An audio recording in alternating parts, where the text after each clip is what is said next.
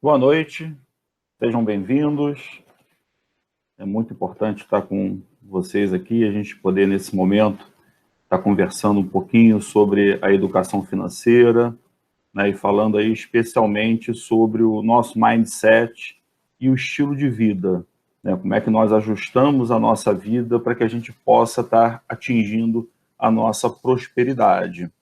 Né, nós estamos numa semana muito especial, né, que é a Semana Nacional de Educação Financeira, que ocorre todo ano, e é o evento mais importante que nós temos aí no ano, aqui no Brasil, né, para debater a educação financeira. Né, então, são diversos eventos ocorrendo aí no Brasil inteiro, né, onde profissionais de todas as áreas estão discutindo, debatendo a educação financeira. Então, vamos começar falando aqui um pouquinho, vamos começar nos apresentando. Meu nome é César, eu sou docente da Universidade Federal Fluminense.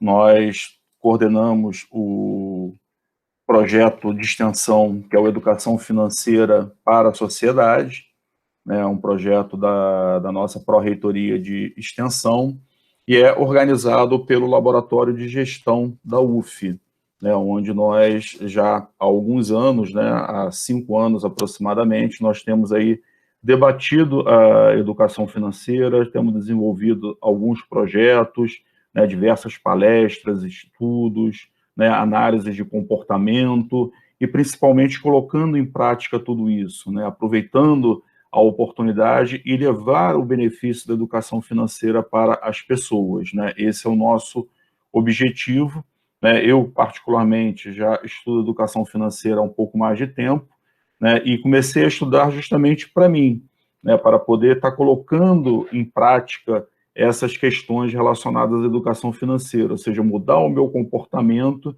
né? Para que eu pudesse estar atingindo a prosperidade financeira. Então, vamos começar discutindo o panorama do Brasil, né? Ou seja, a educação financeira, o que, que ela é? Né? O primeiro passo que nós temos é a constatação, ou seja, nós constatamos a necessidade de ajustar o nosso comportamento, ajustar a nossa vida, né? Para que a gente possa prosperar, para que a gente possa ter uma vida financeira mais confortável. O segundo passo é nós adquirirmos os conceitos relacionados à educação financeira, ou seja, o que, que eu tenho que fazer, o que, que é educação financeira, o que, que ela propõe na minha vida.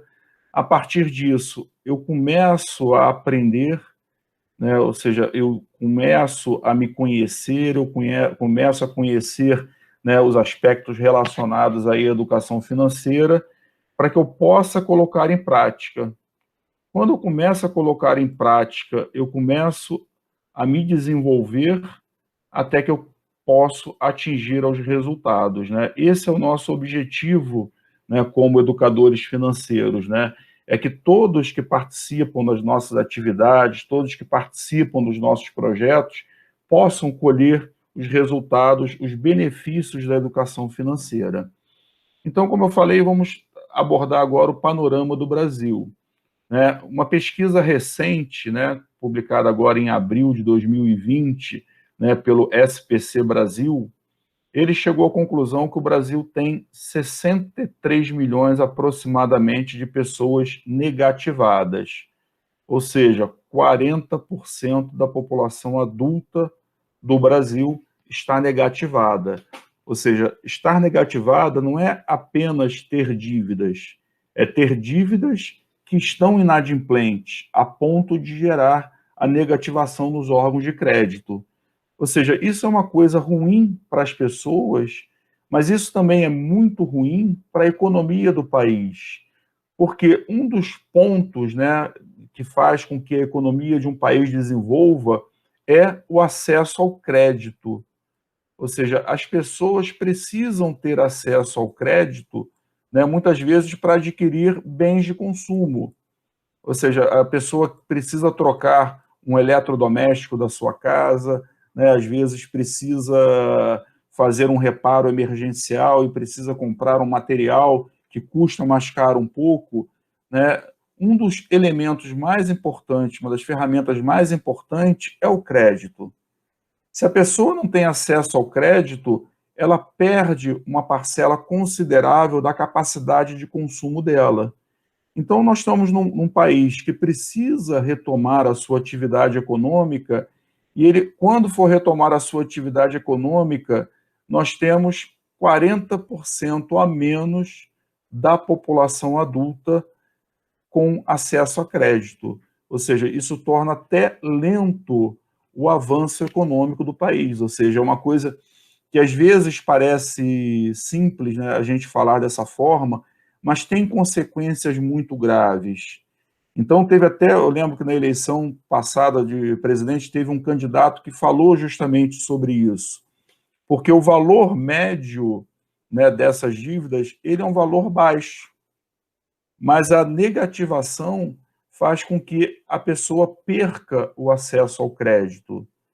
Então, a gente vê que a falta da educação financeira em nosso país, ela gera resultados bem negativos.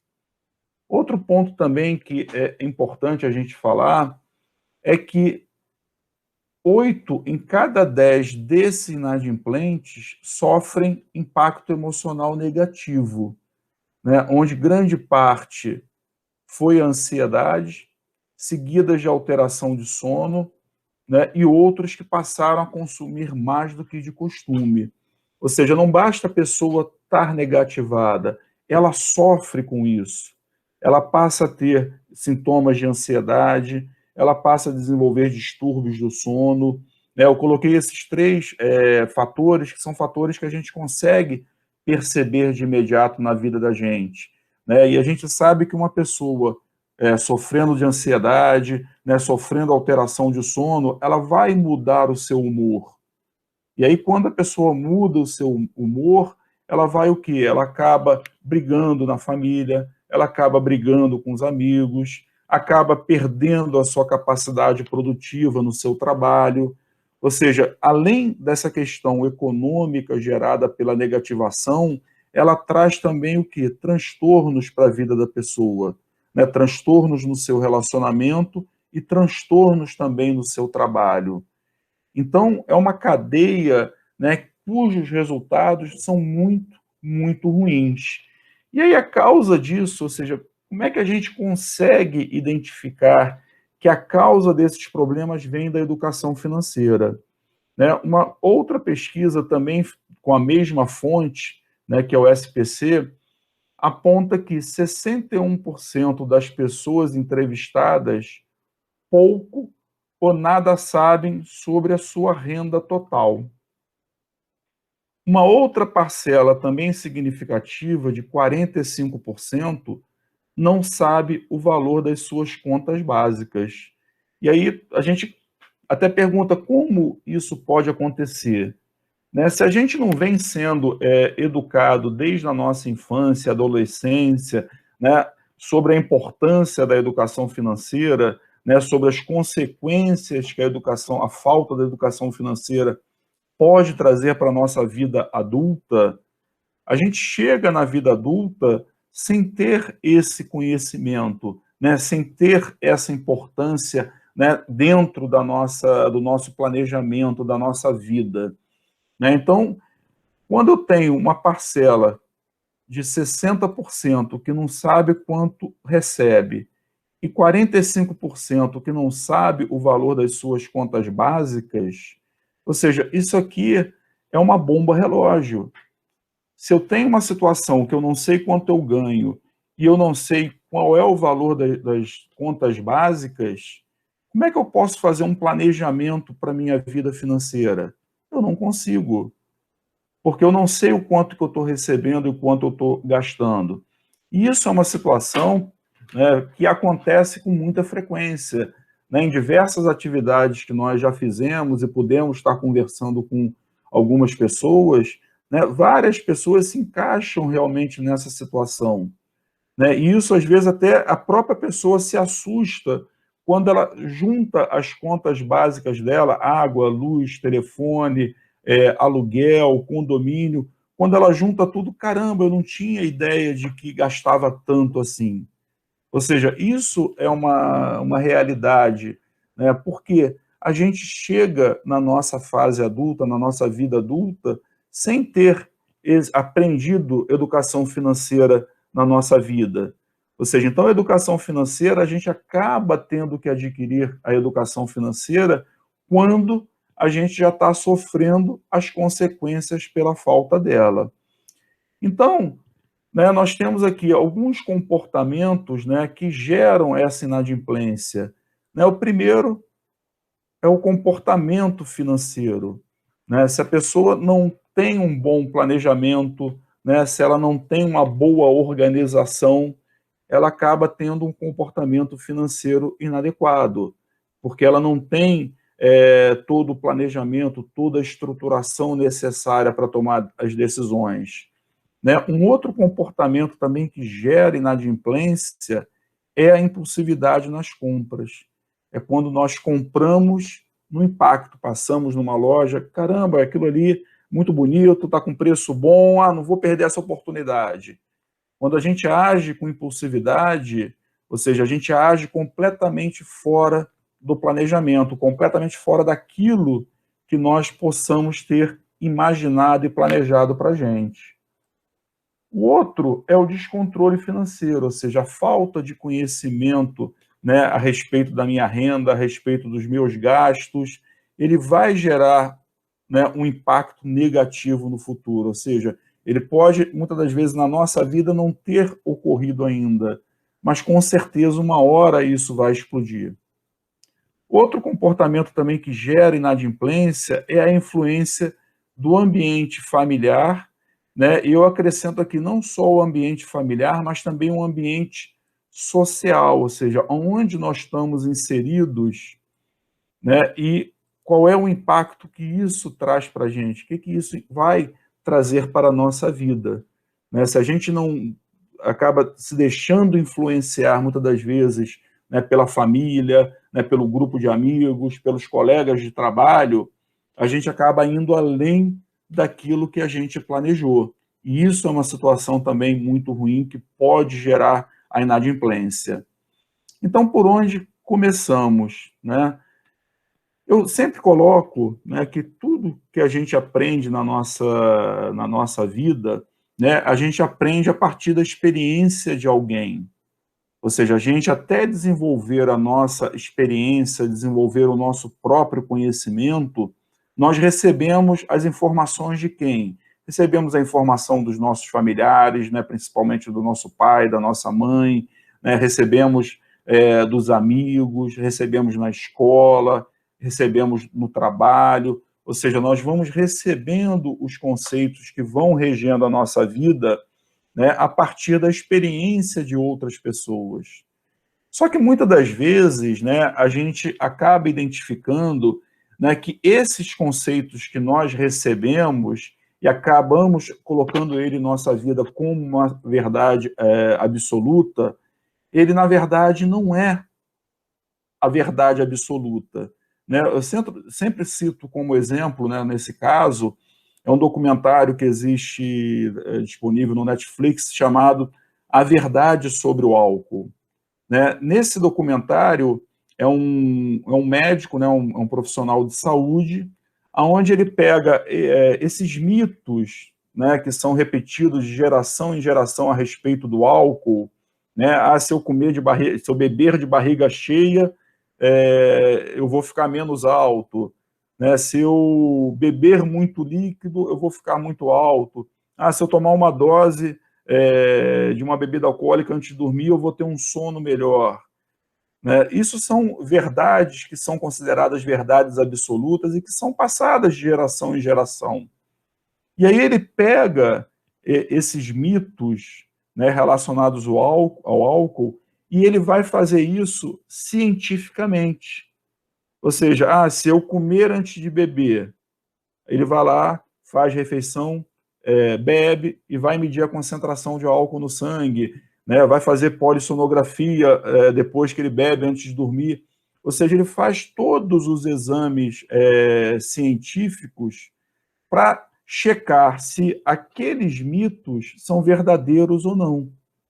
E a conclusão científica que ele chega é que muitos desses conceitos, na verdade, são apenas o quê? Mitos. Ou seja, não tem fundamentação. Então, por isso que eu sempre falo que a gente precisa rever os conceitos da nossa vida financeira. Porque muitas das vezes, em cima dos conceitos que nós estamos trabalhando, na verdade, esses conceitos estão nos levando ao nosso fracasso financeiro. Então, eu escolhi três desses conceitos em função de quê? Em função de pesquisas que eu fiz com pessoas que participaram já do nosso programa. Então, o primeiro conceito que a gente trabalha é o conceito da independência financeira. E eu sempre pergunto às pessoas, né, o que é a independência financeira para elas. E a resposta, né, que eu sempre tive, uma resposta praticamente unânime, é que a pessoa que é independente financeira é aquela pessoa que não precisa mais trabalhar. É aquela pessoa que chegou num patamar que ela não precisa trabalhar para ninguém. E aí a imagem que representava para as pessoas, né, a independência financeira era essa aqui. Uma pessoa deitada na rede, na beira da praia, do tipo, não vou sair daqui, não preciso sair daqui para nada. Ou seja, o meu ganha-pão está garantido. Só que, na verdade, a independência financeira não é isso. A independência financeira, ela é o contrário de quê? Ela é o contrário da dependência financeira. Então, o que vem a ser dependência financeira? Dependência financeira são pessoas que, em todas as situações extraordinárias da sua vida, né, por exemplo, uma doença que acaba acometendo um familiar, né, às vezes um carro que quebrou, né, um problema na casa que a gente precisa fazer um reparo emergencial. E quando me dou com essa situação, eu dependo financeiramente de alguém. Ou seja, eu vou depender de um familiar, né, de pegar um dinheiro emprestado com um familiar, ou vou depender, que é o caso da maioria das pessoas, eu vou depender financeiramente de um banco, de uma instituição financeira. Ou seja, eu vou ter que pegar um empréstimo, vou ter que usar o meu cheque especial, vou ter que parcelar no cartão de crédito, né, vou ter que fazer um empréstimo consignado, ou seja, eu vou precisar de um banco para resolver o meu problema. E isso, né, em situações extraordinárias. Mas isso pode acontecer também quando eu preciso fazer o quê? Um avanço na minha vida patrimonial. Ou seja, eu quero comprar um bem para minha casa, eu quero trocar de carro, né, eu quero mudar de casa, e aí eu sempre vou depender financeiramente de alguém. E a dependência financeira, ela tem grau que pode chegar a um extremo que é o extremo da prisão financeira, né? Ou da escravidão financeira. O que vem a ser isso?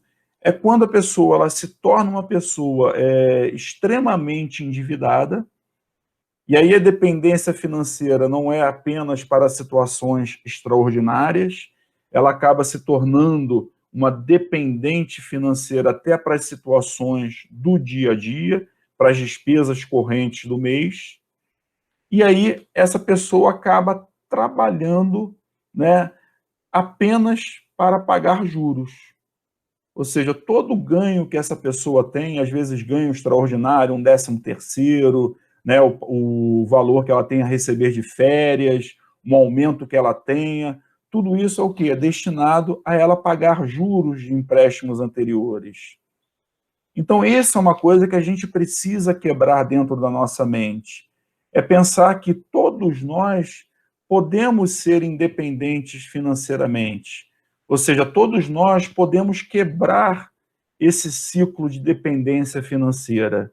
E aí, quando eu quebro esse ciclo, ou seja, eu passo a não depender financeiramente, né, de nenhuma instituição financeira para lidar com as questões extras da minha vida, ou seja, eu me tornei independente financeiro também.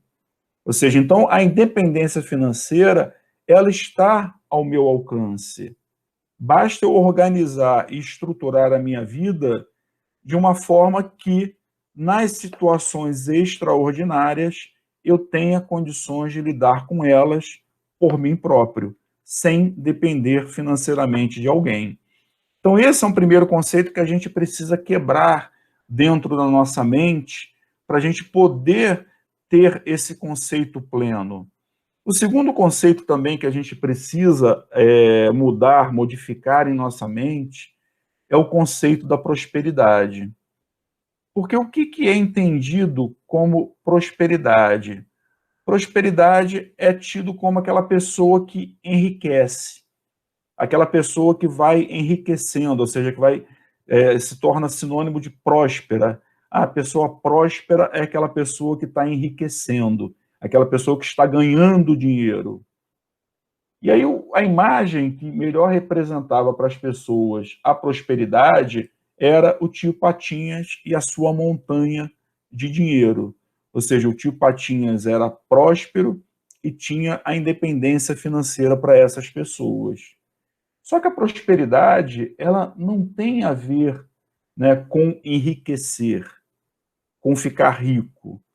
Eu uso um exemplo que é muito utilizado na educação financeira, por isso que eu chamo de exemplo clássico, é que se a gente parar a qualquer momento e a gente olhar à nossa volta, né, seja na nossa família, seja no nosso grupo de amigos, seja no nosso local de trabalho, nós vamos ver pessoas que têm rendas semelhantes, que têm famílias similares, ou seja, o mesmo grupo familiar, mesma quantidade de pessoas na família, né, porque a gente sabe que quanto mais dependentes financeiros, né, realmente o gasto se torna maior, mas a gente para e olha pessoas que têm estruturas de vida semelhantes, e a gente vai ver que uma dessas está endividada, uma dessas está sempre dependendo financeiramente de um banco, e a outra pessoa que tem a mesma renda está numa situação de vida muito mais confortável, muito mais tranquila, passando sem dificuldades, né, para os momentos extraordinários da sua vida. Então, como é que uma pessoa, né, que tem a mesma faixa de renda que outra consegue ter uma vida muito melhor do que a outra? É exatamente o conceito da prosperidade. Então, a prosperidade, ela não tem a ver com enriquecer, ela tem a ver com a forma como eu vou gerenciar a minha vida financeira. Então, se eu consigo, né, com uma mesma renda, fazer muito mais coisa do que outra pessoa, ou seja, eu atingi a prosperidade. Então, a prosperidade financeira, ela também está ao meu alcance. E a gente passa, né, muitas das vezes, tempo da nossa vida, né, e eu sempre falo que a fase inicial da nossa vida adulta, da nossa vida financeira, a gente passa um bom tempo em busca da prosperidade. A gente passa um bom tempo buscando o quê? O enriquecimento, buscando oportunidades de trabalho, construindo, abrindo caminhos, pensando em nos tornarmos mais ricos financeiramente. E aí a gente acaba perdendo tempo procurando alguma coisa que, na verdade, a gente está procurando errado. A gente não está procurando a prosperidade na forma correta. Um outro exemplo também, né, um outro conceito que é muito importante a gente trabalhar na nossa mente, é o conceito de ser bem-sucedido ou bem-sucedida. Então, quando eu perguntava às pessoas o que era ser bem-sucedido, né, ninguém conseguia explicar o que era ser bem-sucedido. Mas as pessoas conseguiam, né, usar exemplos para mostrar o que seria uma pessoa bem-sucedida. Ou seja, então, para as pessoas, né, o que é ser uma pessoa bem-sucedida é aquela pessoa que tem um carrão, né, que usa o telefone mais caro que existe, que usa relógios grandes, tem uma casa grande, roupas de grife, né, usa joias. Ou seja, o conceito de ser bem-sucedido é o conceito de quê? De ostentação. Então, muitas das vezes também as pessoas acabam, né, querendo mostrar às outras pessoas que ela está sendo bem-sucedida, que ela está sendo próspera. Mas ela não é realmente aquilo.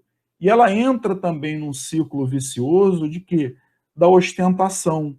Ou seja, de mostrar para as pessoas que ela é bem-sucedida. E aí começa a usar roupas de marca, começa a utilizar telefones caros. Isso é uma coisa muito comum hoje em dia, né? É justamente isso que mostra para a gente, né, a quantidade, por exemplo, de lojas que existem vendendo roupas falsificadas, roupas de grife falsificada, porque a pessoa não consegue comprar a roupa original porque é muito cara, e aí ela acaba comprando o quê? Uma roupa pirata, para que ela possa, de uma certa maneira, também estar ostentando. Então a gente passa, né, uma boa parte da nossa vida buscando os conceitos errados, ou seja, aquilo que não é verdade. E aí a gente passa a querer o quê? Satisfazer nossos desejos e dar satisfação aos outros. Né? Quando a gente quer mostrar ser bem-sucedidos e a gente entra nesse ciclo de ostentação, a gente acaba dando o quê? Satisfação aos outros. E aí é uma coisa que não é a realidade, ou seja, ser bem-sucedido é eu chegar num determinado ponto da minha vida e saber que eu consegui ser próspero e que eu consegui atingir a independência financeira. Então, quando eu consigo atingir esses dois elementos da prosperidade e da independência financeira, eu sou uma pessoa bem-sucedida, independente, né, de qualquer demonstração. Então, a gente precisa fazer o quê? Nós precisamos ajustar a nossa forma de pensar. Nós precisamos ajustar o quê? O nosso estilo de vida. Então, o primeiro ajuste que a gente precisa fazer é o quê? É a gente traçar os nossos sonhos, ter os nossos objetivos e nossas metas, né? Objetivos esses que sejam realizáveis e adaptáveis. Por que isso? Porque ninguém vai viver, né, uma vida financeira por um longo prazo se ela não tiver objetivos. Eu sempre falo que a nossa vida financeira ela é exatamente similar à nossa vida nutricional. Ou seja, se eu estou numa situação nutricional ruim, ou seja, eu estou acima do meu peso, eu preciso o quê? Eu preciso buscar um profissional que seja especializado no assunto, para que esse profissional me dê uma direção, né, possa fazer aí a minha dieta. E aí, eu, quando começo a fazer aquela dieta, eu começo a traçar o quê? Os meus objetivos. Ou seja, eu preciso primeiro melhorar a minha saúde, eu preciso reduzir as minhas taxas glicêmicas, as taxas de colesterol. E aí, quando eu consigo atingir esse objetivo, eu tenho um outro objetivo na frente. Ou seja, o que, que é? Começar a fazer uma academia, perder peso. A educação financeira, ela é exatamente a mesma coisa. Eu vou fazer um processo de reeducação. E aí, nesse processo de reeducação, eu preciso fazer o quê? Eu preciso construir os meus objetivos, as minhas metas, para que a cada objetivo que eu conquiste, a cada meta alcançada, eu tenho aquela satisfação, aquela realização e, principalmente, eu tenho motivação para continuar. Então, por isso que é importante a gente traçar os nossos objetivos financeiros, as nossas metas, os nossos marcos, para que cada um deles atingido, a gente tenha aquela satisfação de saber que está no caminho certo, que os resultados estão sendo colhidos. Então, isso é um ponto muito importante. E a gente vê né, quando a gente conversa e muitas das vezes a gente faz um trabalho de acompanhamento das pessoas, né, quando a pessoa, muitas das vezes nos procura, ela está endividada, e quando a gente consegue, né, conversando, mostrando à pessoa determinados caminhos, determinadas direções, quando essa pessoa consegue equacionar a sua vida financeira, a alegria, a satisfação é a maior motivação que ela pode ter para continuar a trilhar o seu caminho. Então, isso é um ponto importante para a vida da gente. O segundo objetivo é o quê? É a gente conhecer a nossa realidade financeira. Né? Eu trago aqueles números da pesquisa que eu falei mais atrás um pouquinho, né, sobre uma parcela de pessoas que desconhece a sua renda total e a outra parcela que sabe pouco ou nada sobre o valor das suas contas básicas.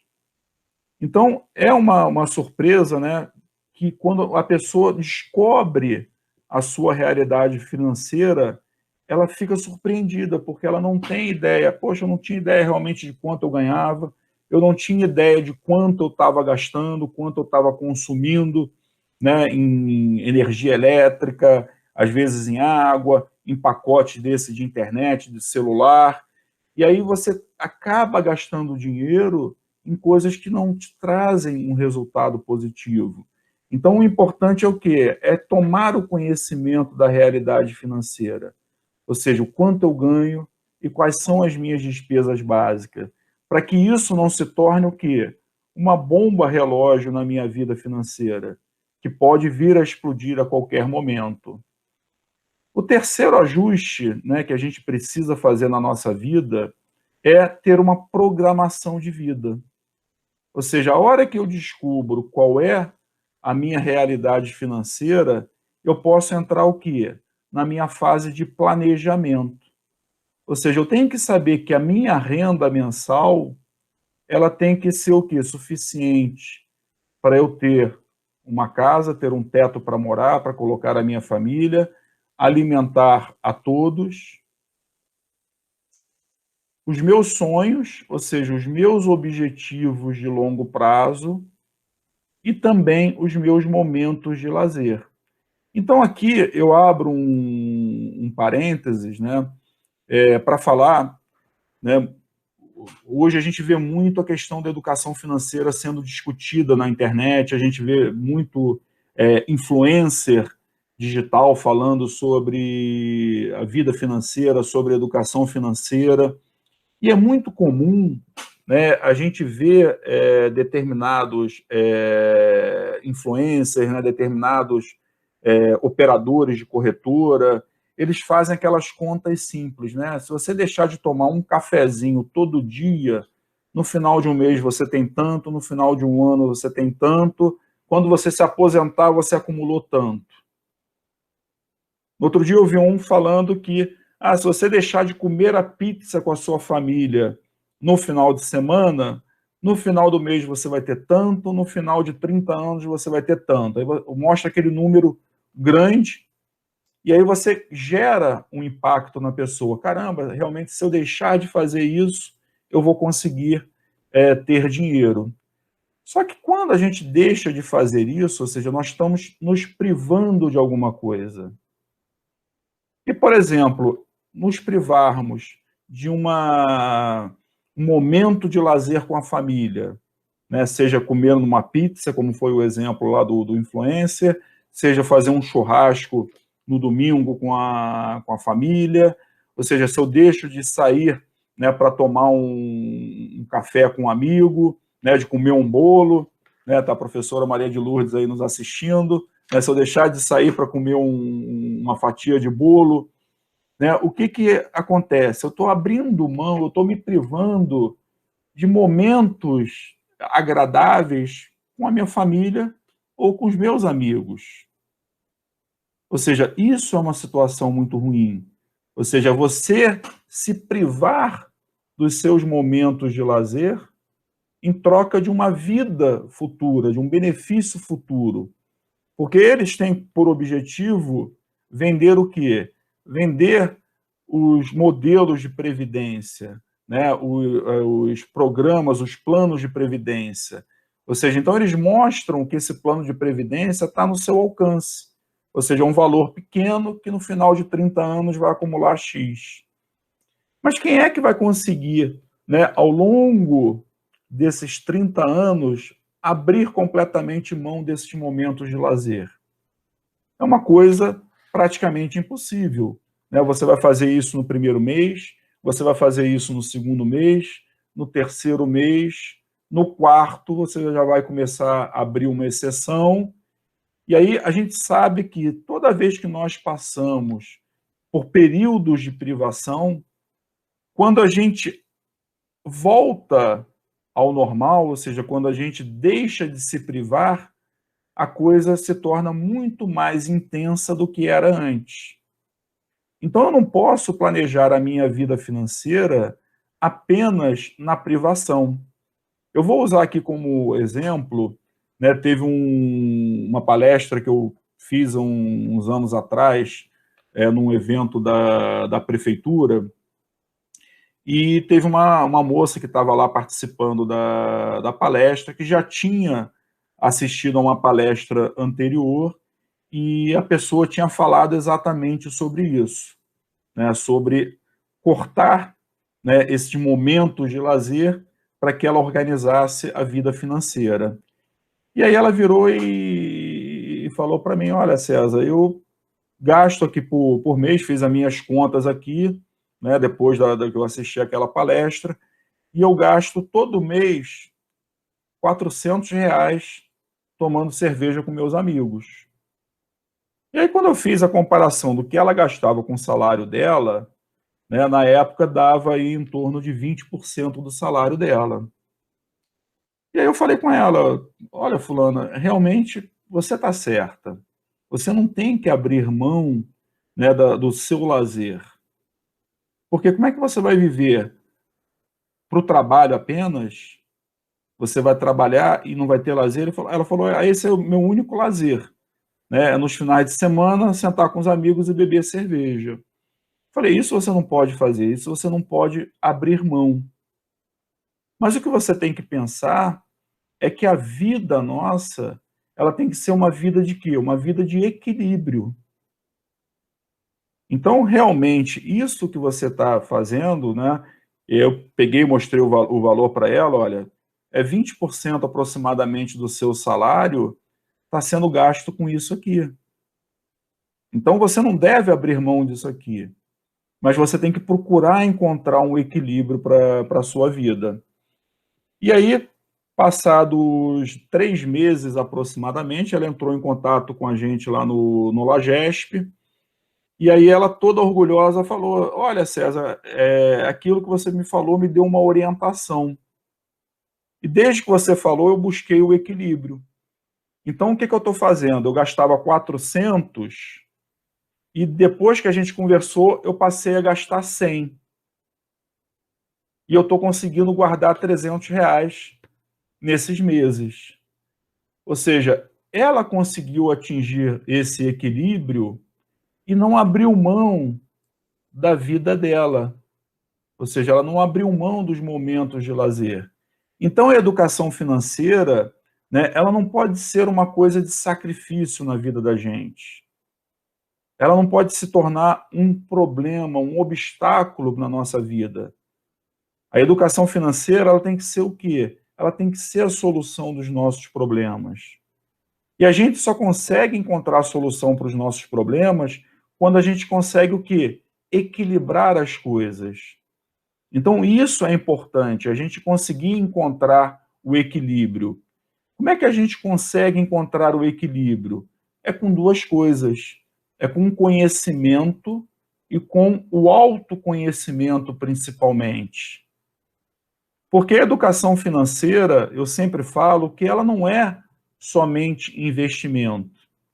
Então, quando eu falo de educação financeira, eu não posso falar como existem diversos cursos aí disponíveis, né, que na verdade são cursos de instrumentos financeiros, né, cursos de investimento e não cursos de educação financeira. Porque a educação financeira, ela é o quê? Ela é uma coisa que vale para a vida inteira. É uma mudança na nossa forma de pensar, é uma mudança no nosso comportamento. E eu sempre falo que é o quê? Isso gera o quê? Uma mudança no nosso estilo de vida. Ou seja, como é que nós mudamos o nosso estilo de vida para que a gente consiga atingir a prosperidade e a independência financeira. Ou seja, então a educação financeira é o quê? É comportamento. É nós medirmos a consequência dos nossos gastos, é alavancar os ganhos e, principalmente, fechar as brechas. Ou seja, é aquilo que nos leva a consumir.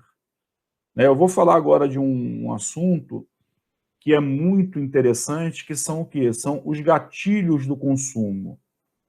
Ou seja, isso aqui é uma coisa que é estudada, não é uma coisa aleatória. Porque toda vez que nós estamos numa relação de consumo, ou seja, eu quero comprar alguma coisa, o vendedor da loja, ele é treinado.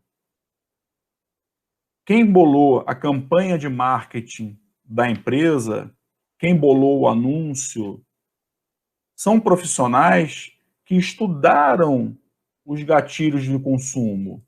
Ou seja, eles sabem quais são os argumentos, quais são os pontos que vão ativar na nossa mente os gatilhos e que vão nos levar ao consumo. Então, eu coloquei aqui os 5 principais gatilhos, né, que é importante que a gente conheça para que a gente possa justamente fechar a brecha, ou seja, evitar que uma campanha publicitária, o argumento de um vendedor, ative no nosso cérebro um gatilho que nos faça comprar por impulsividade, que nos faça consumir de uma maneira desnecessária.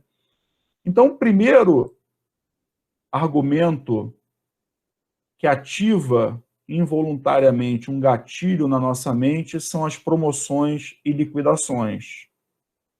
Então, nós estamos numa semana que é a semana da Black Friday. Ou seja, é anúncio na televisão o dia todo, né? Qualquer site na internet que você abra está falando de Black Friday, das promoções das mais mirabolantes do ano. Então, o que acontece numa hora dessa? Involuntariamente, a nossa mente começa a trabalhar. Não posso perder a Black Friday. Ou seja, eu tenho que comprar alguma coisa na Black Friday. E aí a gente vai procurar, né, vai fazer a nossa mente trabalhar para encontrar alguma coisa que a gente possa comprar na Black Friday. Ou seja, por isso que toda a mídia, né, todo o momento da publicidade é em torno da Black Friday, porque eles sabem que promoções e liquidações ativam os nossos gatilhos de consumo. E muitas das vezes, né, a gente olha uma coisa que está em promoção, caramba, aquilo ali está muito barato, eu tenho que comprar aquilo ali. Nunca teve tão barato.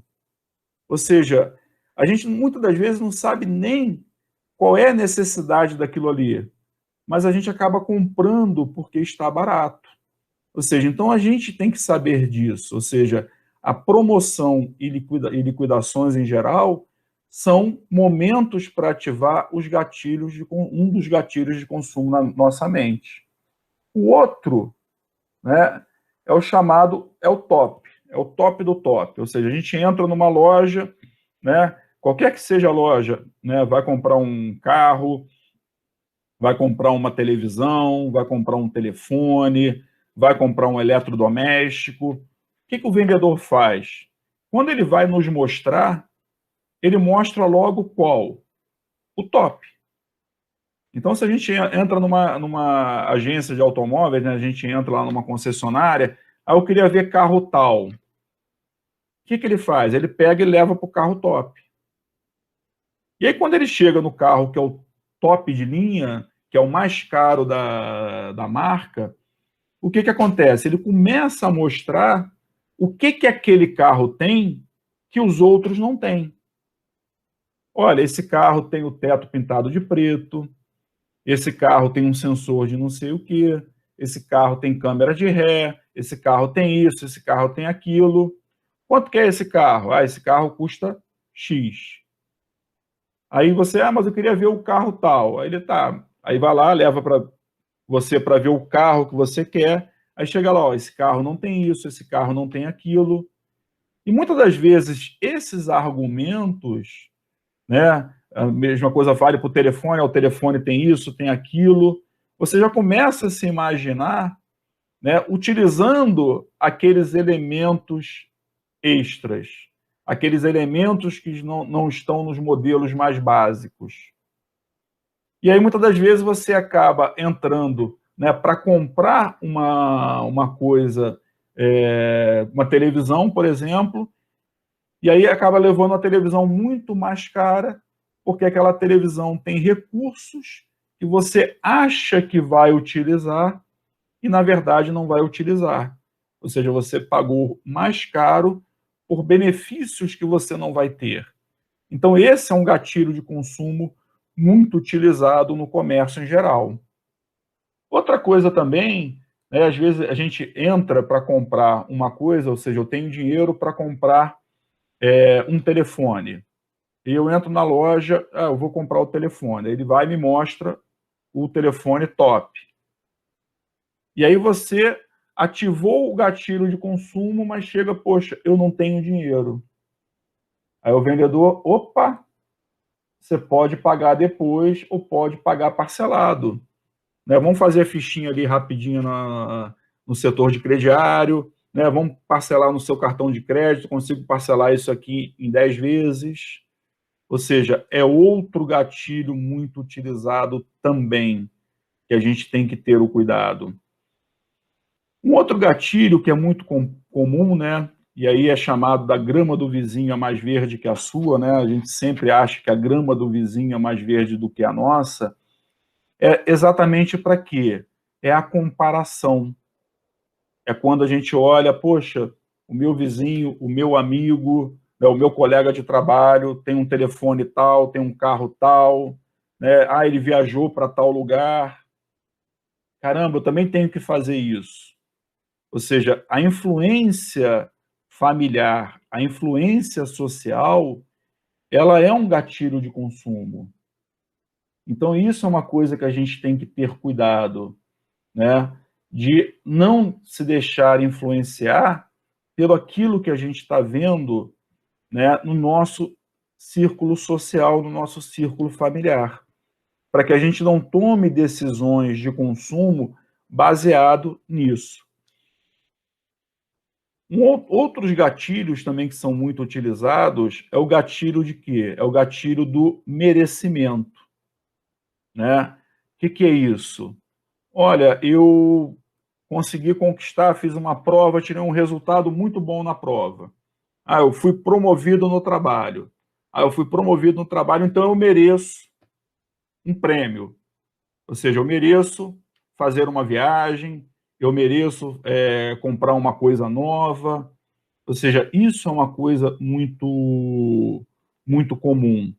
Então, isso é uma coisa também que a gente tem que ter cuidado, para que não ocorra, né, uma das coisas que mais afeta a nossa prosperidade é quando a gente é promovido, né, a gente aumenta o nosso salário, e aí a gente, por achar, né, por merecimento, a gente acaba aumentando o quê? O nosso consumo.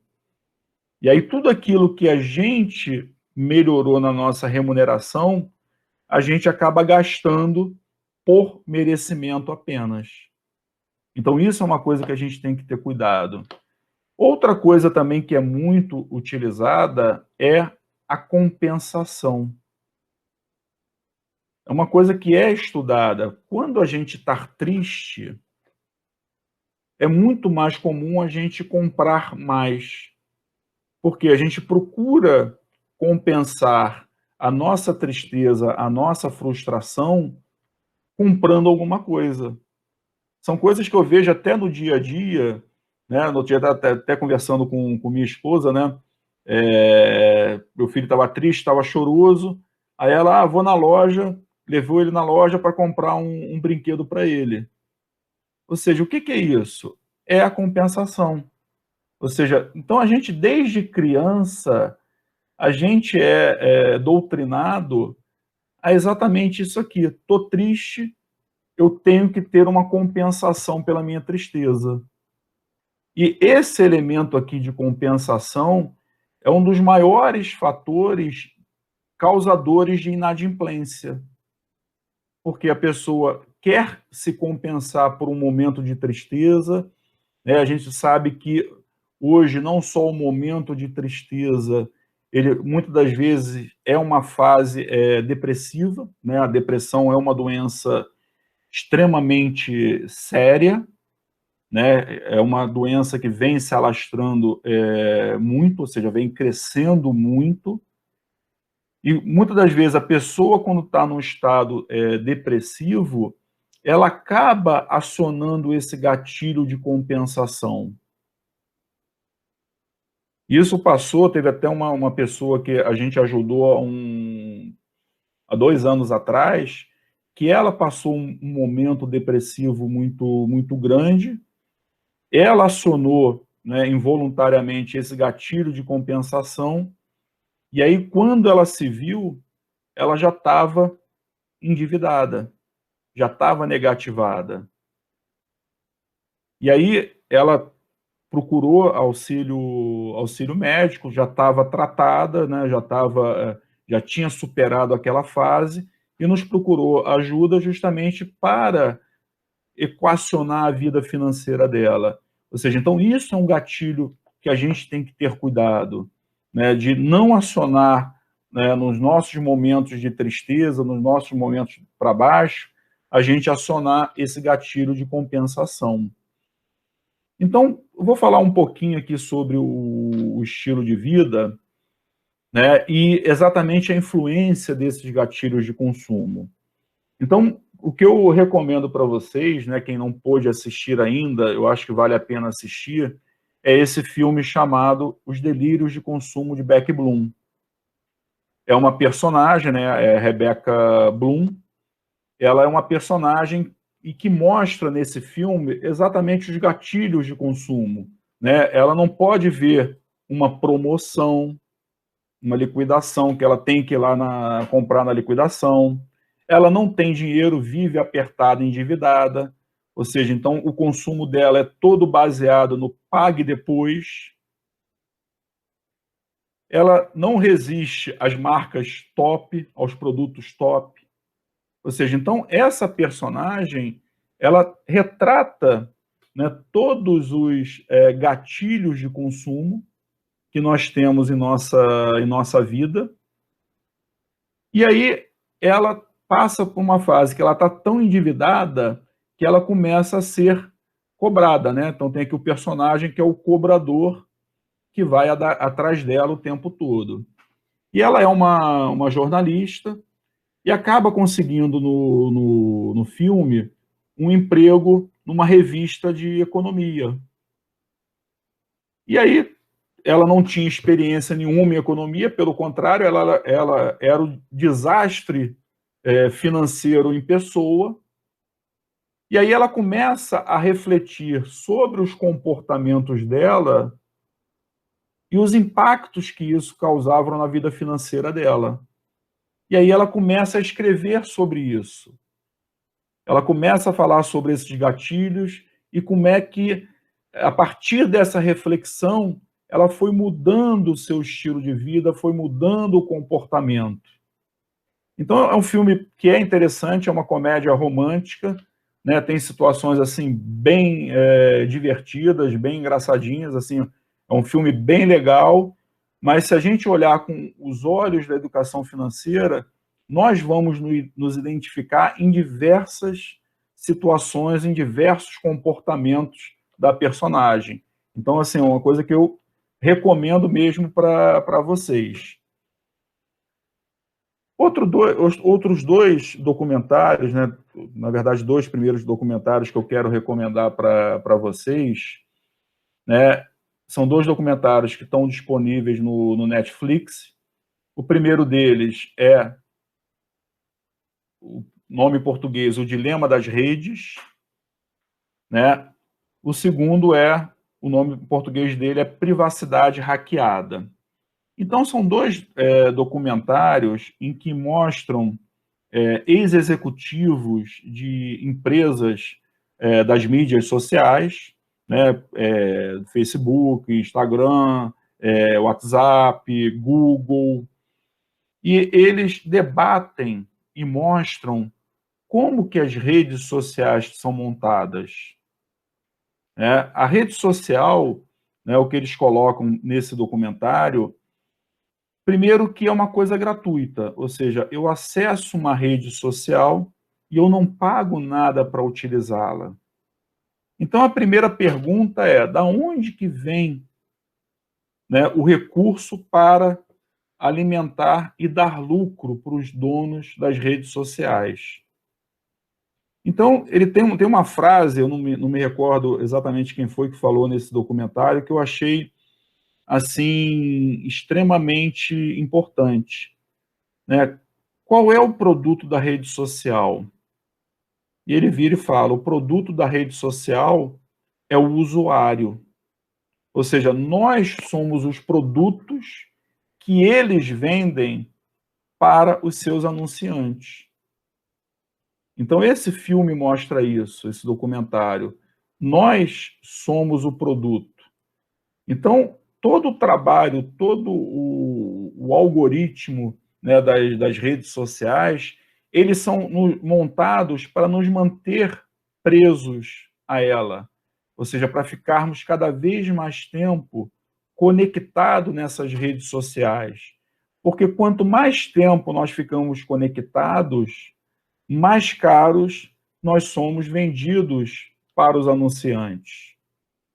Então, eles precisam nos prender, né, na rede social. Por isso que quando a gente conecta o YouTube, por exemplo, aí a gente vai lá, conecta um filme, né, um desenho, um clipe, qualquer que seja o vídeo, e aí aparece lá, recomendado para você. Se você clicar naquele recomendado para você, o algoritmo deles vai identificando quais são as suas preferências e ele começa a buscar vídeos semelhantes àquele para te manter preso ali. Que quanto mais vídeo você assistir, mais anúncio você vai assistir também. Então é uma forma que eles fazem o quê? Para nos prender conectado. Né? Meu filho, quando assiste a vídeos no YouTube, aí aparece na barrinha lá, recomendados para você. Aí ele vira para mim: ah lá, pai, aquele ali está recomendado para mim. Você acha que eu devo assistir? Né? Ou seja, ele já percebe isso, né? Ou seja, é uma coisa que é feita para nos prender ali. E esse outro documentário, né, A Privacidade Hackeada, né, ele mostra especificamente uma empresa, que foi aquela empresa Cambridge Analytica, que foi envolvida aí em escândalos, principalmente na eleição presidencial americana de 2016. Então, eles mostram, né, e aí é uma ex-executiva da empresa, né, que participou de comissões no Congresso, no parlamento inglês, né, que denunciou todo o esquema da empresa. Ela mostra o quê? Que você consegue, né, através desses algoritmos, né, e dessas sugestões que são feitas, eles conseguem separar as pessoas. Então, no campo político, né, não é de hoje, ou seja, já de alguns anos para cá, existe em todos os países do mundo, e aqui no Brasil também, a polarização política. E esse filme mostra, né, esse documentário mostra como é que eles conseguem fazer isso, como é que eles conseguiram manipular a mente das pessoas, a forma de pensar das pessoas, para gerar essa polarização. Mas eu não estou aqui para discutir polarização política. O que eu quero mostrar é que, se consegue gerar essa polarização política, o que eles não conseguem fazer com os nossos hábitos de consumo? Esses dias eu estava lendo uma reportagem onde um executivo de uma empresa dessa, ele falou que o investimento em anúncio nessas plataformas, ele está se tornando, né, um dos maiores meios de publicidade, porque, né, na palavra dele, eles conseguem fazer com que as pessoas comprem, né, sem saber até o que estão comprando. Então, o processo de pesquisa, né, nessas redes sociais, ele acaba fazendo o quê? Ele acaba trazendo anunciantes naquilo que a gente está vendo. Então, se a gente entrar num site, né, de pesquisa e pesquisar sobre uma determinada coisa, a gente vai conectar, né, uma rede social, vai aparecer anúncio daquilo que a gente estava pesquisando, vai abrir um site, vai ter anúncio daquilo que a gente estava pesquisando. Ou seja, eles transformam, né, esse processo todo em quê? Em uma armadilha. Ou seja, eles vão nos manipulando para que a gente caia nessa armadilha e que a gente possa estar consumindo. Então, a gente tem que ter cuidado, né, nessas interações via redes sociais, tá? Isso é uma coisa que a gente tem que ter muito cuidado, para que não ative esse gatilho na nossa mente. Outros dois documentários que eu gostaria de estar falando com vocês, né? Um é esse aqui que está disponível no Prime Video, que é o Geração Riqueza. Então, é um documentário onde uma fotógrafa, que é uma fotógrafa de socialites, né, uma fotógrafa das pessoas, dos VIPs, né, ela conta toda a carreira dela, né, baseada em quê? Nas pessoas que ela fotografou. Ou seja, então ela vai, as pessoas que ela fotografou lá no início da carreira dela, né, e vem hoje para comparar essas pessoas. E aí, qual é a conclusão que ela chega? Né? Que as pessoas passam, né, uma boa parte da vida delas procurando o quê?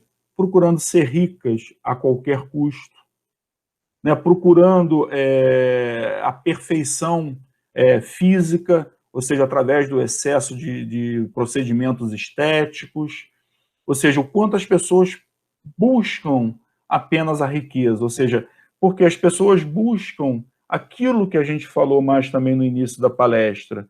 As pessoas buscam demonstrar o quê? Ser bem-sucedidas. E para você demonstrar ser bem-sucedida, você precisa o quê? Ostentar. E quanto maior a ostentação, maior é o conceito de ser bem-sucedida. Ou seja, então isso leva as pessoas a um ciclo vicioso que não tem fim.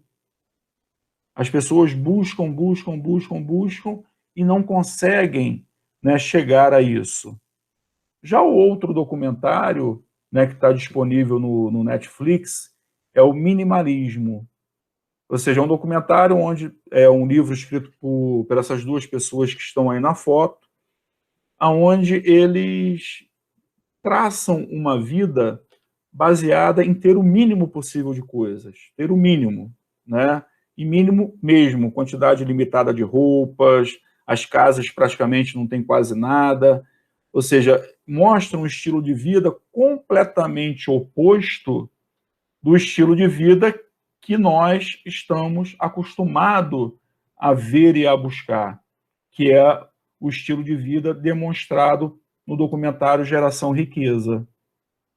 E aí, esse documentário, ele tem uma pergunta, né, que eles fazem, que eles se colocam, que eu acho assim muito importante na educação financeira, que é a pergunta: toda vez que eu quero comprar alguma coisa, eu tenho que perguntar, eu preciso disso ou eu quero isso?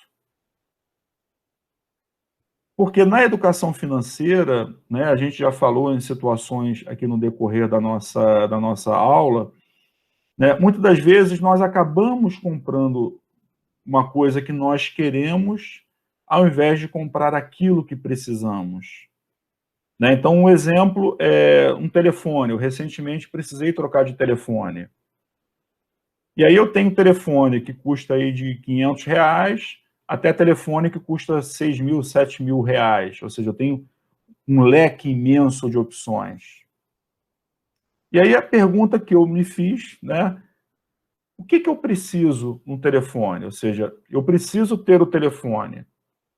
Quais são os atributos que esse telefone meu precisa ter? Ele precisa ter uma boa câmera, né, porque eu gravo alguns vídeos para os cursos à distância, e eu preciso ter uma boa memória para arquivar, né, esses vídeos e para os aplicativos que eu utilizo. Ou seja, esses são os dois atributos que eu preciso. E aí, qualquer atributo além desse aqui deixaria de ser eu preciso para eu quero. E aí eu comprei um telefone, acabei conseguindo comprar um telefone por R$ 800. Mas eu tinha telefones que poderiam custar até 10 vezes mais do que isso. Então, toda vez que a gente for comprar alguma coisa, ou seja, primeiro é identificar a necessidade de comprar aquilo. Ou seja, eu preciso trocar a televisão agora? Eu preciso trocar de carro agora? E se chegar num ponto, eu preciso, ou seja, quais são os atributos que esse novo bem tem que ter? E aí a gente vai ver que dessa forma a gente consegue ter o quê? A gente consegue guardar dinheiro, a gente consegue atingir o equilíbrio financeiro das nossas vidas. Então, a conclusão, né, aonde eu quero chegar, é que todo o processo, toda a educação financeira, ela começa onde? Ela começa aqui dentro. Para eu atingir a minha prosperidade, para eu atingir a minha independência financeira, para eu ser uma pessoa bem-sucedida, eu preciso mudar os conceitos dentro da minha mente, eu preciso ter autoconhecimento, ou seja, eu conhecer os gatilhos de consumo, ou seja, me conhecer, saber quais são meus pontos fracos, meus pontos fortes, para, a partir daí, eu mudar o quê? O meu estilo de vida. Ou seja, eu fazer o meu planejamento, a minha vida financeira, como o meu novo estilo de vida. E não apenas calcado nas privações. Então, se eu consigo equilibrar a minha vida, eu consigo ter sucesso na minha vida financeira. Então, é isso, né? O trabalho nosso, ele começa exatamente nisso, na mudança da nossa forma de pensar, do nosso mindset, e na mudança do quê? Do nosso estilo de vida, do nosso comportamento, para que a gente consiga ter o quê? Uma vida equilibrada. Que se eu consigo ter uma vida equilibrada, eu consigo atingir o quê? O meu sucesso financeiro. Então, eu queria agradecer, né, para todos que participaram dessa atividade, todos que estão assistindo a este vídeo, né, meu muito obrigado. Vou deixar aí com vocês o e-mail, quem quiser entrar em contato conosco, quem quiser conversar um pouco conosco, tem aí o nosso e-mail de contato, né, porque às vezes a gente, para dar o pontapé inicial na nossa vida financeira, a gente precisa sentar um pouquinho, conversar um pouquinho, né, e esse trabalho, como é um trabalho que é desenvolvido pela universidade, é um trabalho em que nós não somos remunerados em nada, ou seja, entrar em contato conosco, né, você não está entrando em contato com um serviço que vai ter que ser pago, porque todo esse serviço é o quê? É um benefício que a universidade oferece para a sociedade. Ou seja, então é um trabalho nosso de extensão, nós não temos remuneração nenhuma, né, em nenhuma dessas atividades, porque o nosso objetivo é o quê? É estar ao lado da sociedade e gerar benefícios para todos, porque se todos serão beneficiados, todos poderão se desenvolver juntos. Esse é o nosso objetivo. Então, muito obrigado pela participação de vocês, agradeço muito, porque tudo aquilo, né, que a universidade ela pode desenvolver, ela só tem utilidade se ela puder ser aplicada na sociedade, se a sociedade se beneficiar disso e se a sociedade alimentar a universidade, né, com o retorno que a gente espera de vocês. Então, pessoal, muito obrigado pela participação, né, e fiquem com Deus.